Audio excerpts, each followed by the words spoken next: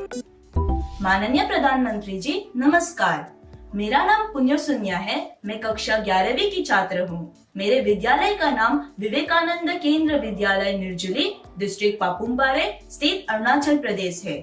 माननीय प्रधानमंत्री जी, कुछ सब्जेक्ट्स और कुछ चैप्टर्स है जिनको लेकर मैं सहज नहीं हूँ। उनसे पीछा छुड़ाने में लगी रहती हूँ। मैं चाहे कितनी भी कोशिश क्यों ना करूँ, मैं उन्हें पढ़ नहीं पाती हूँ। शायद ये इसलिए होता है क्योंकि मुझे उनसे डर लगता है। सर, इस स्थिति को कैसे दूर किया जा सकता है? धन्यवाद सर। चलिए, आंध्र से हम मलेशिया से अब अरुणाचल पहुंच गए और मुझे बताया गया है कि इसी प्रकार का कोई और एक सवाल भी है। माननीय प्रधानमंत्री जी नमस्कार।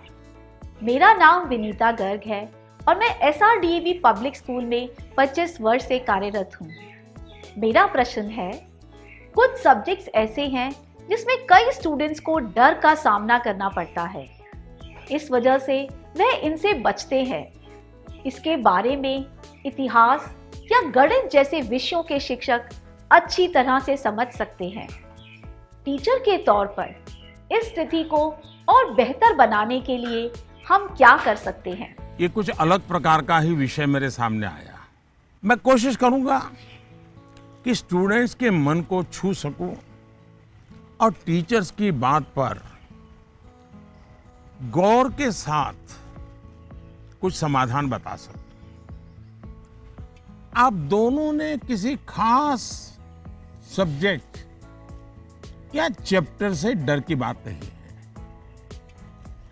आप लोग अकेले नहीं हैं जिनको इस स्थिति का सामना करना पड़ता हो।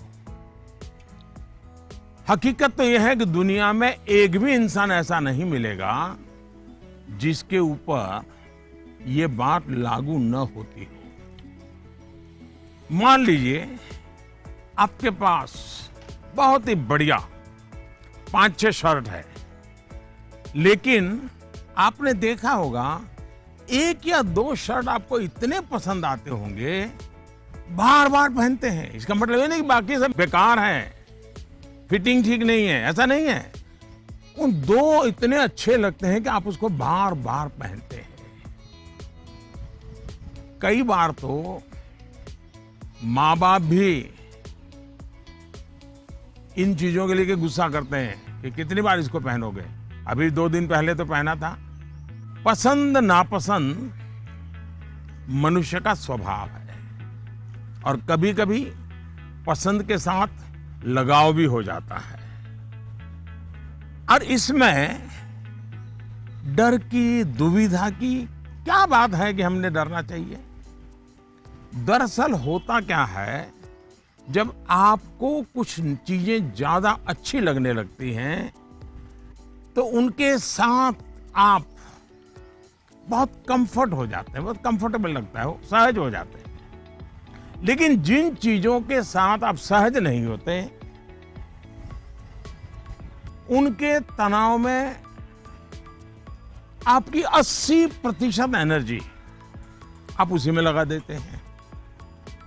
और इसलिए स्टूडेंट से मैं यही कहूंगा कि आपको अपनी एनर्जी को इक्वली डिस्ट्रीब्यूट करना चाहिए। सभी विषयों में बराबर बराबर। आपके पास पढ़ाई के लिए 2 घंटे हैं तो उन घंटों में हर सब्जेक्ट को समान भाव से पढ़िए। अपने समय को इक्वल डिस्ट्रीब्यूट करिए। साथियों, आपने देखा होगा टीचर्स, माता पिता हमें सिखाते हैं कि जो सरल है वो पहले करें। ये आम तौर पर ये कहा जाता है और एग्जाम में तो खास तौर पर बार बार कहा जाता है जो सरल उसको पहले करो भाई, जब टाइम बचेगा तब वो कठिन है उसको हाथ लगाना। लेकिन पढ़ाई को लेकर मैं समझता हूं ये सलाह आवश्यक नहीं है और उपयोगी भी नहीं है। मैं जरा इस चीज को अलग नजरिए से देखता हूं। मैं कहता हूं जबकि पढ़ाई की बात हो तो कठिन जो है उसको पहले लीजिए। आपका माइंड फ्रेश है, आप खुद फ्रेश हैं, उसको अटेंड करने का प्रयास कीजिए। जब कठिन को अटेंड करेंगे तो सरल तो और भी आसान हो जाएगा। मैं अपना अनुभव बताता हूं। जब मैं मुख्यमंत्री था, फिर प्रधानमंत्री बना, तो मुझे भी बहुत कुछ पढ़ना पड़ता है, बहुत कुछ सीखना पड़ता है, बहुतों से सीखना पड़ता है, चीजों को समझना पड़ता है। तो मैं क्या करता था, जो मुश्किल बातें होती है, जिसके निर्णय थोड़े गंभीर होते हैं, मैं मेरे सुबह जो शुरू करता हूं तो कठिन चीजों से शुरू करना पसंद करता हूं। मुश्किल से मुश्किल चीजें मेरे अफसर मेरे सामने लेकर के आते हैं, क्योंकि उनको मालूम है कि वो मेरा एक अलग मूड होता है। मैं चीजों को बिल्कुल तेजी से समझ लेता हूँ, निर्णय करने की दिशा में आगे बढ़ता हूँ। मैंने अपना एक नियम बनाया है, कोशिश की है। और जो सरल चीजें हैं, दिन भर की थकान के बाद रात देर हो जाती है, तो चलो भाई, अब उनको मैं ज़्यादा दिमाग खपाने की जरूरत नहीं, क्योंकि गलती होने का कारण नहीं है, तो उन चीज़ों को मैं फिर देर रात तक खींच लेता हूँ। लेकिन सुबह जब उठता हूँ तो फिर कठिन से ही मुकाबला करने के लिए निकल पड़ता हूँ। दोस्तों, एक और बात हमें अपने आप से सीखनी चाहिए। आप देखिए, जो लोग जीवन में बहुत सफल हैं, वो हर विषय में पारंगत नहीं होते, लेकिन किसी एक विषय पर, किसी एक सब्जेक्ट पर उनकी पकड़ जबरदस्त होती है। अब जैसे लता दीदी हैं,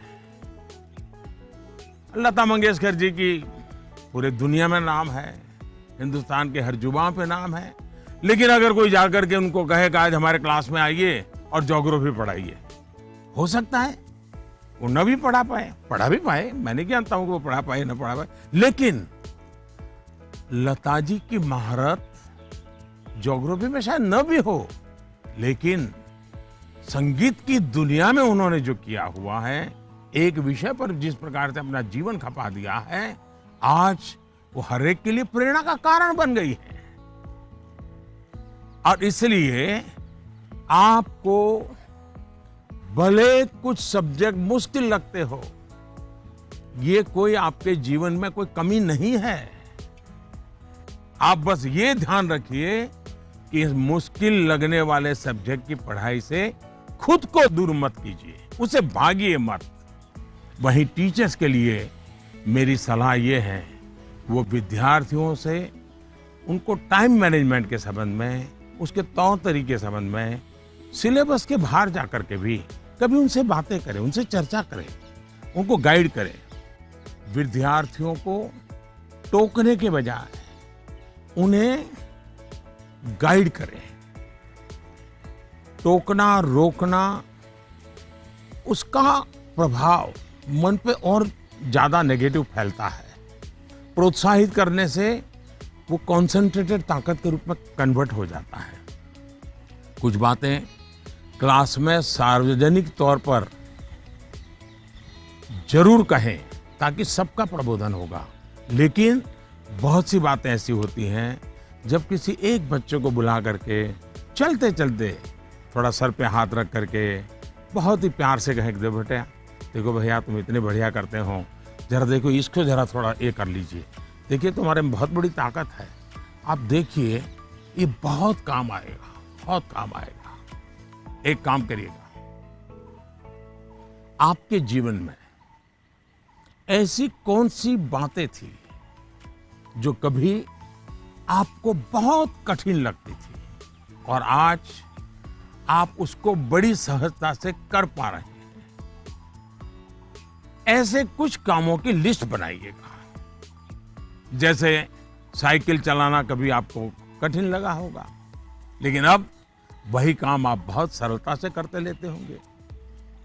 कभी तैरने की बात आई होगी, बहुत डर लगा होगा, उतरने से भी डर लगा होगा, लेकिन आप अच्छे तरह आज तैरना सीख गए होंगे। मतलब जो कठिन था उसको आपने कन्वर्ट कर दिया। आपके जीवन में ऐसी सैकड़ों चीजें होगी। अगर आप ये याद करके जरा किसी कागज पर लिख लेंगे तो कभी आपको किसी को भी, मुझसे भी कठिन वाला सवाल पूछना ही नहीं पड़ेगा, क्योंकि कभी कोई चीज आपको कठिन लगेगी ही नहीं। मुझ पे भरोसा कीजिए दोस्तों, एक बार करके देखिए।